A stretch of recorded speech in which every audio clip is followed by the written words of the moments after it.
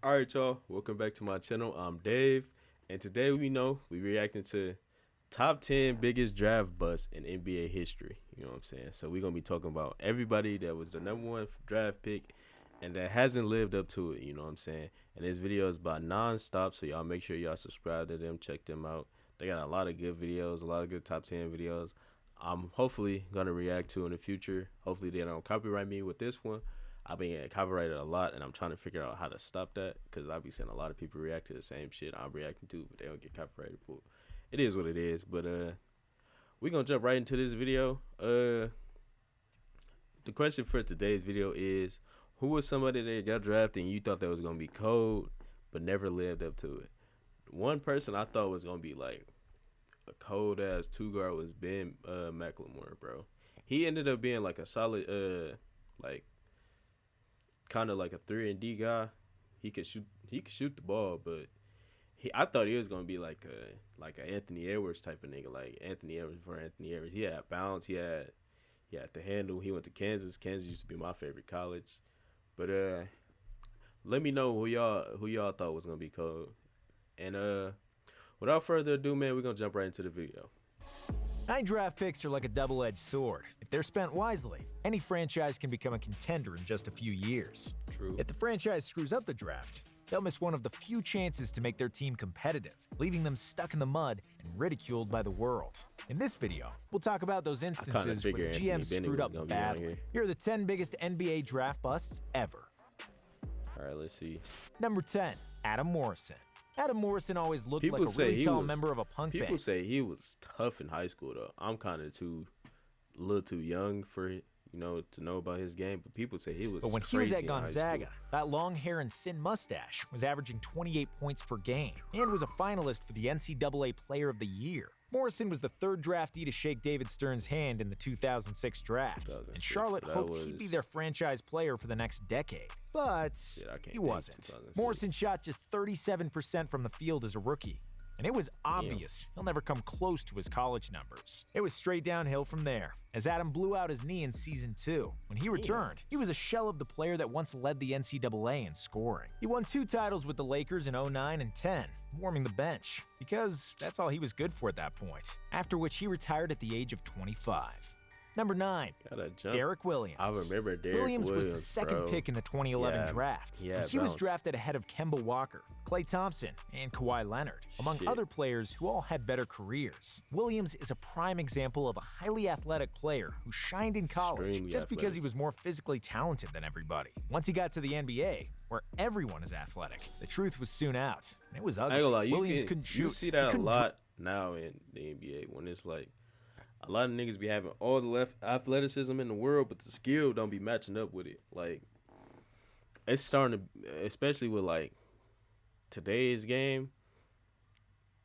If you athletic, bro, well, that's always been the case. If you're athletic enough, you gonna have a spot in the league, bro. Dribble, and he couldn't defend. Apart from a few highlights, Williams didn't produce much and showed almost no improvements in his game. After bouncing around the NBA, he's now playing overseas, even though he's still in his 20s.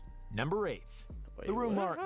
LaRue Martin was another successful college player who simply wasn't good enough for the pros. Drafted first overall in the NBA and third overall in the ABA, Martin was considered the worst number 1 pick for a long time. He was selected by the Portland Trail Blazers in 1972, whose scouts saw Martin in 2 college games, which was enough for them to draft him in front of future Hall of Famers Bob McAdoo and Julius Erving. When he came to the NBA, it was apparent that he could not play, and that he's more suited for minor leagues. Despite being a 6'11 center, LaRue shot just 41.6% from the field for 5 points per game. After 4 years, he was out of the league and retired from basketball after rejecting multiple offers from Europe. Number 7, Hasheem Thabeet.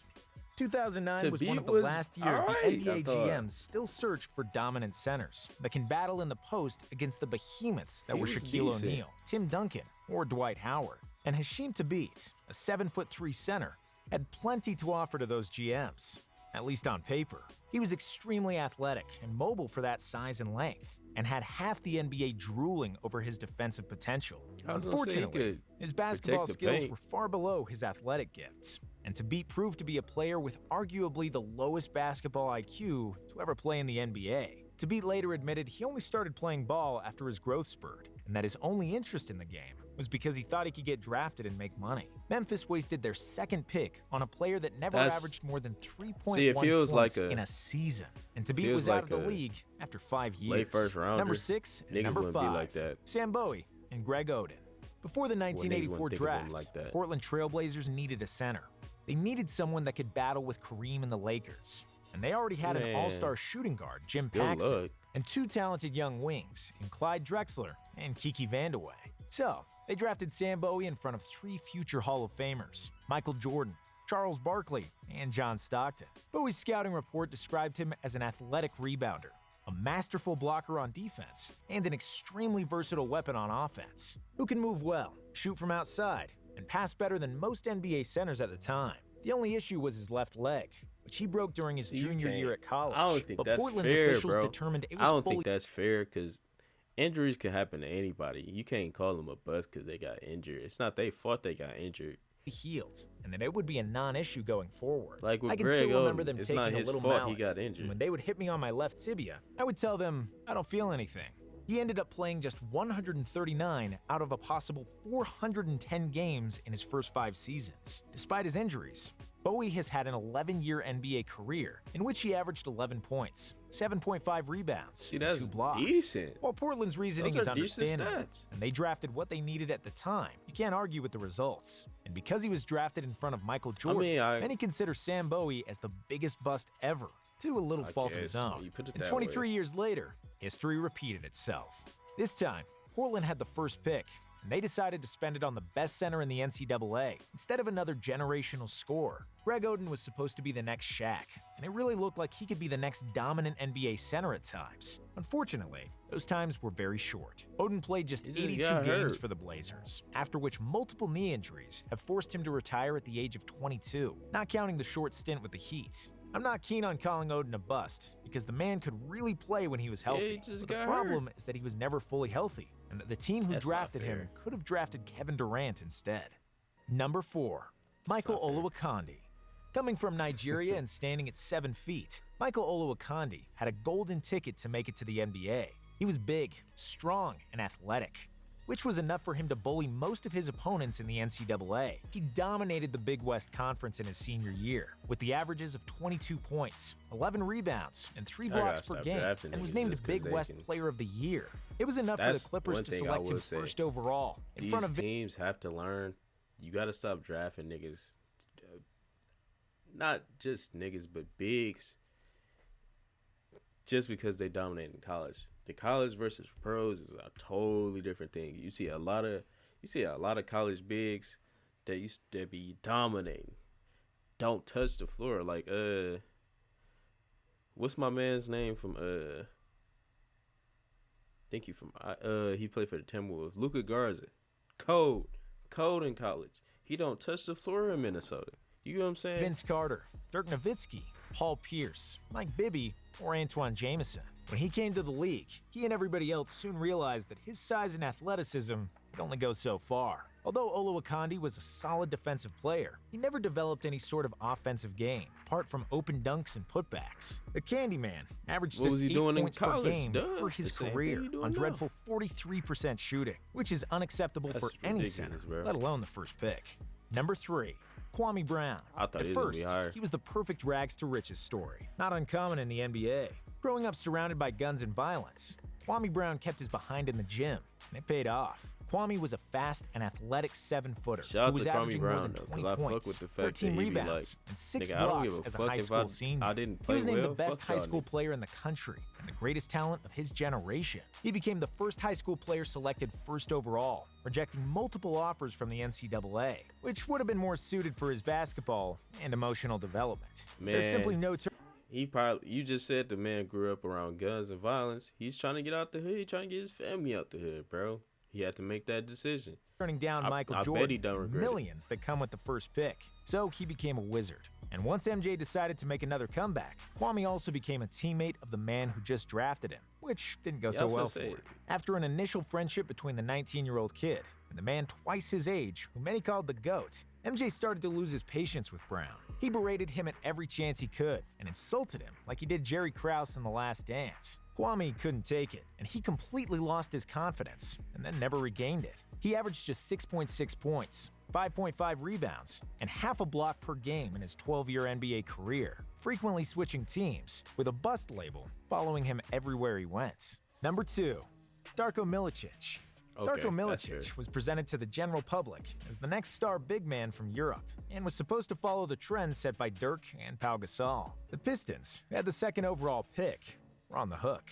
They drafted Darko in front of 3 future Hall of Famers, Carmelo Anthony, Dwayne Wade, and Chris Bosh. Coach Larry Brown had a championship team in Probably the Detroit. only There were not many minutes him for and the Darko, nigga who that's handled gonna be it next. I very already know it's gonna be immaturely. Anthony He Bennett. never worked hard in practice. Look, random not many Darwin minutes Ham for sighting, Darko, but who handled it very immaturely. probably he never worked hard in the only practice, nigga I partied consider almost daily, a and when he got an real plus in opportunity to Anthony Bennett. play, 'Cause he pouted he and didn't get hurt. isolated himself from the team. The Pistons He traded just him in was his an third ass. year, after just 96 games he played for them. While Braun, Melo, Wade, and Bosh were all averaging over 20, Darko averaged just 1.6 points, See, like, 1.2 he just rebounds ass, for bro. Detroit. He stuck around until 2013, with career averages of just 6 points and 4 rebounds. Number 1, Anthony Bennett. 25% of all Bennett, players I'm not gonna selected lie, first just overall ass, bro. make first-team He All-NBA bust my at ass, least but- once, while 55% of them playing at least 6'7". one All-Star game. When it comes to Anthony Bennett, not only did he not make an All-Star team, just 4 years after he got selected first overall, he was already out of the league. Far from a spectacular college player, Anthony Bennett became the first Canadian selected as the first pick of the He's NBA Canadian? draft, to much surprise Never of knew the that. whole world. He was picked ahead of Giannis Antetokounmpo, CJ How- McCollum, Rudy like, Gobert, that's- Victor Oladipo, Steven Adams, and other quality players. Some will say that the burden of the first pick ruined Anthony Bennett, that he never developed his game due to pressure, and that moving from team to team ruined his potential. But that's simply not true. He was just plain bad. Bennett was inefficient offensively, with a low basketball IQ, and he couldn't guard a chair. He shouldn't have been drafted at all, let alone with the first pick. And that's why he's the biggest bust to ever play in the NBA. Thank you.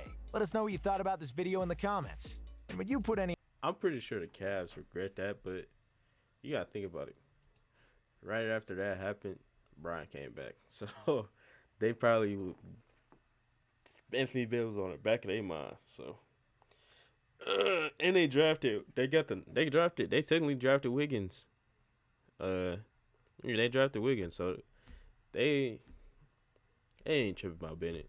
But y'all let me know who y'all think is the biggest draft bust of all time in the comments. If you enjoyed today's video, make sure you leave a like, join the community, and subscribe.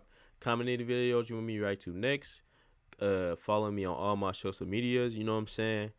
Share this with your family and your friends, and I will see y'all in the next video. Peace.